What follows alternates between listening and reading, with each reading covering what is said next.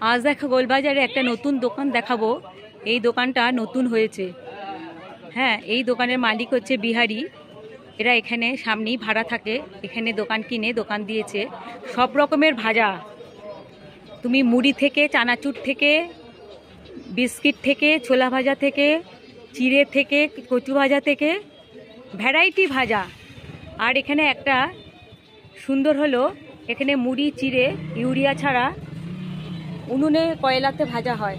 দেখো বন্ধুরা, এখানে সন্ধ্যাবেলা হলে প্রচুর ভিড় এই মুড়ি চিড়ে কেনার জন্য, এবং সারা দিন ধরে এই দোকানে মানে বিক্রি হতেই আছে নানা রকমের চিড়ে ভাজা, মুড়ি ভাজা, বিস্কুট, তারপরে হচ্ছে ঝালমুড়ি, ভ্যারাইটি মুখরোচক খাবার,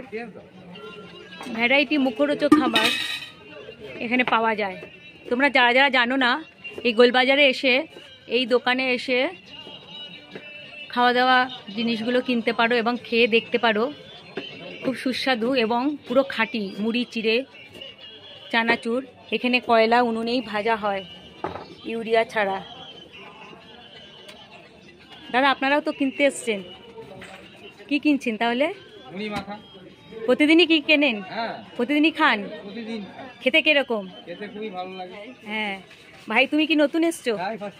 ফার্স্ট টাইম। খেয়ে দেখো, খুব ভালো।